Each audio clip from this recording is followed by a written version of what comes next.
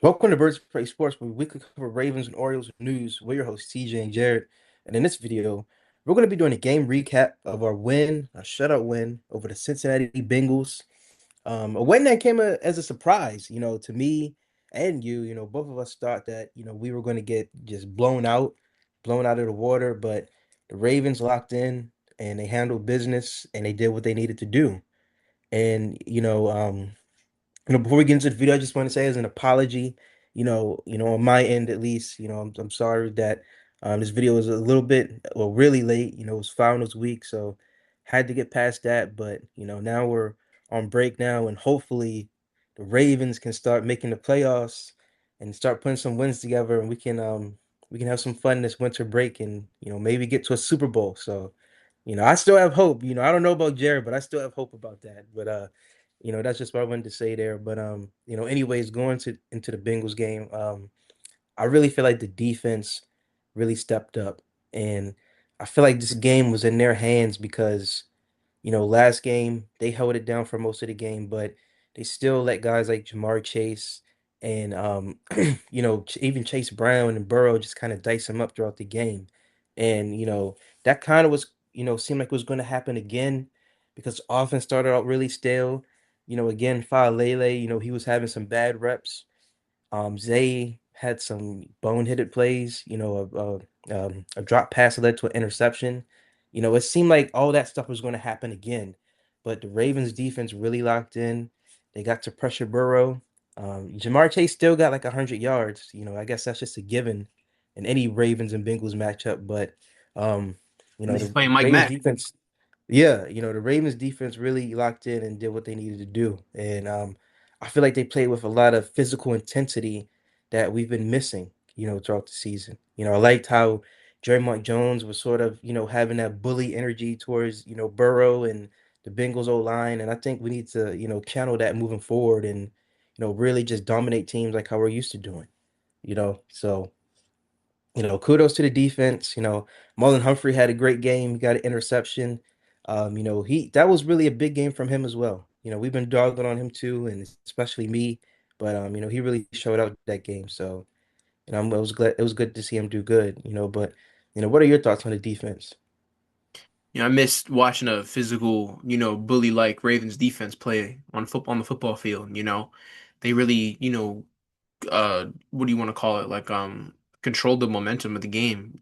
Pretty much from the first, I mean, I wouldn't even say from the first drive because the first drive, the Bengals were really driving on the field. They were dicing us up in the short game. They were running the ball pretty well, but then that sack from Tavius Robinson, welcome back, by the way, to knock him at a field goal range really set the tone for the rest of the game defensively, in my opinion.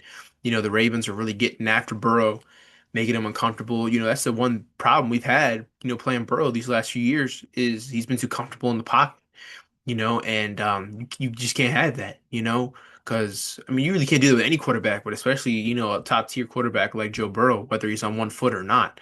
It didn't feel like he was comfortable enough to be able to beat, to really see the field, to sit in the pocket, whatever. Like he missed a few wide open guys that I think, last year he would have hit, because, we just were generating pretty good pressure and we were generating pretty good pressure with four as well. That's the thing that was impressive to me. You can't we're just not a team that really does that, especially these last few seasons of generating pressure with four, even Mike Mack, I mean, he generated a lot of pressure through, stunts and all that stuff. I mean, it was probably with four sometimes, but he rarely sent the house. But, you know, the Ravens really got after, bro. And the one thing I was glad to see is that it wasn't like Kyle Hamilton or Marlon Humphrey getting pressures, schemed blitzes for those two. Draymond Jones was getting pressure. Travis Jones was eating the middle of the field up. I mean, Travis, we'll talk about a great extension, by the way. We didn't really talk about that. I don't think we talked about it at all. I was, slacking on, making those solo videos when it comes We to the did. Travis. We talked about the Andrews extension, but we didn't make a video or anything about Travis Jones extension, but that's more important than Andrews extension, in my opinion, So he's going to be a valuable piece, in these next 3 years to be extended in four. If we can get him a running mate, then that'll be even better, So, because obviously Metabike's, status is up in the air, but I really was impressed with those guys on Sunday, and they were hitting, they were flying the ball. Also, shout out to our Darius Washington for coming back. I mean, like that timetable of return is insane in my opinion, especially if, an Achilles injury.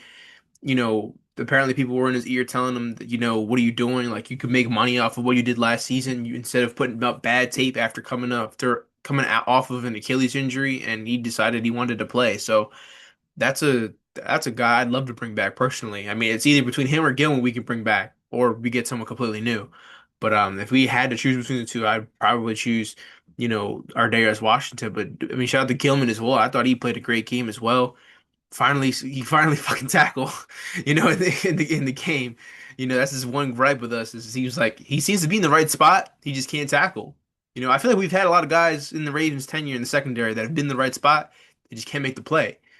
Tony Jefferson was one of those guys. Chuck Clark was one of those guys, who seemed to be in the right spot, just couldn't make the play. But, Gilman was making the plays on Sunday, and then obviously he had the handoff from KVN, for the pick six. That was very Ed Reed like. It's kind of fitting because Ed Reed was in the facility on Friday, last Friday, I should say. I don't think he was there this week, but he was in there last Friday and Needs talking. to be this week, every week, Yeah, man. he really should considering we're playing the Patriots, but yeah, like I was really impressed with the defense on Sunday, and they really kept it at bay because our offense was slow at first again. I mean, I felt like that was a given just because the offense it was like 7 degrees outside. It's not gonna be any better today, at the bank, but it's just I mean it will be better today at the bank, but it won't be that much better. But at least it won't be 7 degrees. But the offense got going finally, and I'll let you get into the offense. But yeah, I just wanted to say my final thoughts on the defense. I thought they played physical. Thought they played like dickheads, and I love to see that. Play physical. That's what my motto would be if I was a Ravens coach. If I was a Ravens defensive coach, I'd say play physical and be a dickhead. I don't. I think you have a lot of trouble getting that motto on the wall from the NFL. But uh, going to the offense, it's really not a lot to say, overall. It's still much of the same, starting off slow and then throughout the game, really in the second half, finding their footing. And, I do feel like it would be good at least to score points on an opening drive, whether that's a field goal or whatever. But um, I guess that's just something that we're just gonna have to get lucky on. Um, I would like to see a lot more from D Hop though. We were Yeah, talking about that. He had two back-to-back good games against the Bills and the Browns. He's always been in the right spots, whenever we throw the ball to him. But yeah. just we don't ever call plays for him. So I'd like to see Diop get more involved, especially in the stretch. We're gonna need to win all these three games. We need a guy that's sure-handed and we can rely on to make the plays and not fumble the ball or give up on a route or just not even be competent enough to do either of those other two things. We need a guy that can do it all. So that's really all I gotta say about the offense. Well, glad that we're seeing out more Keaton Mitchell. I want to see more Isaiah Likely. I feel like he's really going to be the key. I know he's had a down year, but I want to see him win in this offense.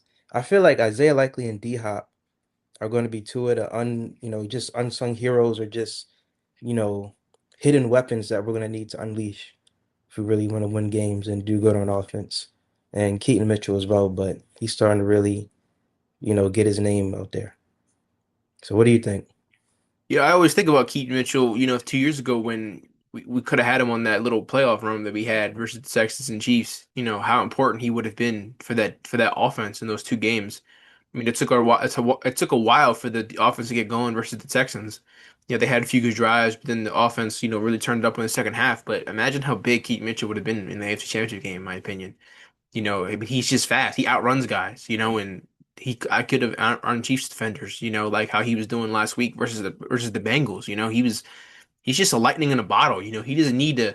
Derrick Henry's a guy who needs to get going. Derrick Henry's a guy who needs to catch some steam and then he can really get going. That's when you see his speed pick up. But Mitchell, it seems like 0 to 60 in like 1 second. That's what it feels like. He moves quick. He can really just outrun guys. Like I love to see that. Him and Mitchell. I mean, him and Henry are the perfect two back duo that you need to have. And the fact that it took them this long to figure out that you have. I mean, me and you both knew that they had this tandem before the season started. We knew this since last year. Obviously, last year wasn't going to happen because Keith Mitchell was still recovering from his surgery. But, we figured, this year he should be running back too, You can, flip the reps between him and Justice Hill, because Justice Hill is just as good of a running back, well, not just as good of a running back as Keith Mitchell, but he's definitely serviceable enough to be, a good pass blocker, a good screen guy, a good short yards gain,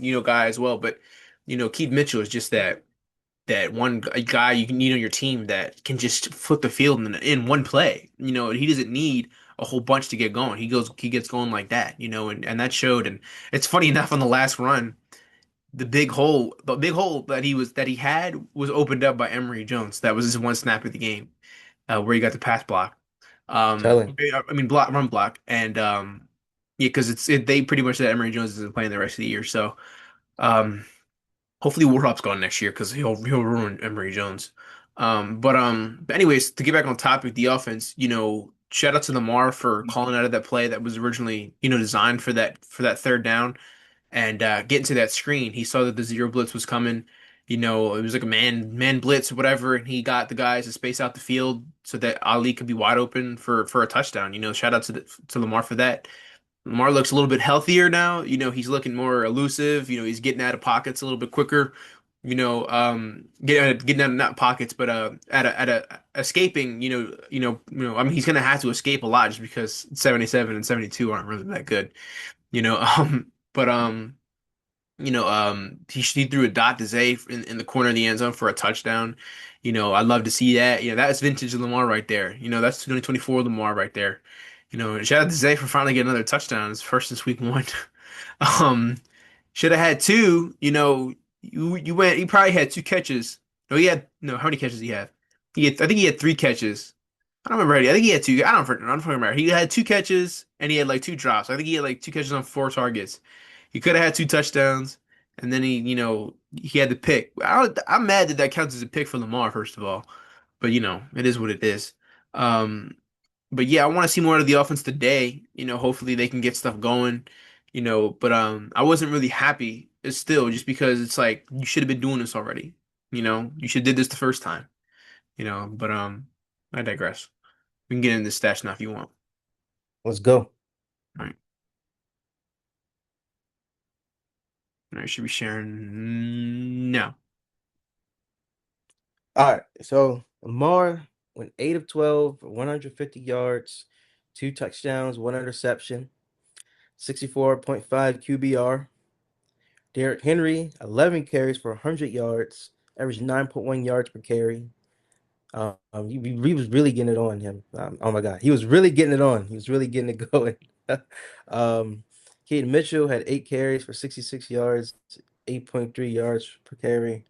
And Lamar Jackson had 2 carries for 26 yards, 13 yards per carry. We got Mhm. to see more of that soon. I hope Lamar's legs, can get a little bit more healthier so we can, get more of that read option stuff that we were doing against the Steelers. Yeah. That was like just a dominating game. When it comes to our receiving, Zay Flowers had 3 receptions for 68 yards and one touchdown. Sheen Ali had 2 receptions for 32 yards and one touchdown. DeAndre Hopkins had 1 reception for 32 yards, and that's it. And Mark Andrews had 2 receptions for 18 yards. He also saved a pick. Anyways, our defense here, our leading tacklers, Roquan Smith had 14 tackles. Trent Simpson, who came in for the injured Teddy Buchanan, who did tear his, I think they said ACL. He will be out for the season, and so prayers up to him. Hopefully, he has a fast recovery, speedy recovery. I mean, but Trent Simpson had 9 total tackles. Aloy Gilman had 8 total tackles, a pass deflection, and a touchdown. Nate Wiggins had 8 total tackles and a pass deflection. If there's one thing when Nate Wiggins needs to get on the offseason, it's a little bit more strength. He was letting Chase bully him a little bit. He's a little bit out physical. And if Wiggins can get a little bit more strength on him, the upper body strength on him, then he'll definitely be one of the best lockdown corners in the game, in my opinion. Um, anyways, Kyle Hamilton has 8 total tackles. Malachi Starks had 5 total tackles and a pass deflection. Travis Jones had 4 total tackles, a sack, a tackle for loss, and a QB hit. John Jenkins had 4 total tackles. Charlie Kolar had 3 tackles. Marlon Humphrey had 2 total tackles and a tackle for loss, or is that a pass deflection? Pass deflection, I'm sorry. David Ajabo had 2 total tackles. Draymond Jones had 2 total tackles. I thought he recorded a sack, but I guess not. But he had 5 quarterback hits. CJ Okoye had 2 total tackles. Jake Hummel had two. Darius Washington had two. Mike Green had 1 total tackle. He had a sack, a tackle for loss, and a QB hit. Tavius Robinson had a tackle. He had a sack, a tackle for loss, and 2 QB hits. KVN had a tackle, um, 1 pass deflection, 1 QB hit, and he had an interception. And that's pretty much it. Oh, and Marlon Humphrey had an interception as well. I think you had mentioned that earlier in the video. Um, um, the overall team stats here, the Ravens had 15 first downs to the Bengals 18. We had 6 passing first downs to their 10. That's crazy. Lamar's 6 of his 8 completions were first downs. But anyways, we had 9 rushing first downs to their 6. We had none from penalties. They had 2. We were 2 for 7 on third down, so that needs to get better. But the Bengals were 3 for 15. Hopefully that continues to get worse. We were 0 for 0. We didn't attempt one on fourth down. They were 3 for 5. God, they're annoying. They always go for a fourth down, it feels like. But the fact that we won 24-0 and we ran only 40 total plays and they ran 71, I think it speaks volumes. We had more yards. We had 317 total yards to their 298. We had 8 drives to their 9. We averaged 7.9 yards per play to their 4.2. We had 189 rushing yards to their 100. We were 0 for 1 in the red zone. They were 0 for 1 in the red zone as well. We had 2 penalties for 10 yards. They had 4 for 30. We won the turnover battle, 2-1. We had special teams TD. Oh, defensive. Oh, we had obviously the pick 6 from what was KVN who got the pick. I think they credited uh, Gilman with the return and the touchdown. Time of possession here, we lost the time of possession battle pretty bad actually. We had held the ball only 20 minutes and 41 seconds. They're 39 and 19 minutes, 19 seconds. That's the fact that we won this game and in a shutout as well is crazy to me. They seemed like they should have, dominated the game and they held the ball for almost 40 minutes. So, but nope, we shut them down. I can't believe we shut them out. Like, I thought Bengals were gonna get one, but then after the pick six, they just gave up. Like, they started running the ball. Like, they're like, get us the hell out of here, man. Like, I couldn't believe it. Like, I'd never seen a team give up. I did see a team give up this Saturday with the Commanders. They were like punting the ball. They were only down like 11, and there's like 8 minutes left. They were punting the ball on fourth down and like one. I don't know if you saw, but that was crazy. Yeah, and I did see that game yesterday, and that was our first shutout win in like 7 years since we shut out the 2018. Titans in Mhm. 2018. So, just a good overall performance. You could tell that they had a fire going into this game. There was a clip of the defense talking, and it's like we win this game, their season's over. And I think they need to have that intensity, going into, these games. Like I said, these are very important 3 game stretch, and we need to win. Mhm. I agree. Yeah. Yeah. So that's really all I got to say. I'm just good win, 7-7. Gotta move on. Yeah, gotta carry the intensity the rest of the way. Yeah. Yeah. So that's pretty much all we got for this video. Just a good win. We moved to 7-7. And we got the Patriots Sunday night football. We're gonna be there. It's gonna be a great night and hopefully get a good win. So, I finally have shorts. I haven't been able to post a short in a while because I don't have any new videos. So yeah, so we're gonna have those I'm gonna on there too. stock up on video. I'm gonna get like 100 videos today. I can Let's post. do I can it. post. I can post one a day for 100 days. So Let's do it. So, that's all we got for you guys in this video. Make sure to like, comment, subscribe. Also, check out our social medias, our Instagram, our TikTok, and our Twitter. Like Jared mentioned, those shorts, stay tuned for those shorts. There's gonna be a lot. We're gonna get there early, catch everything.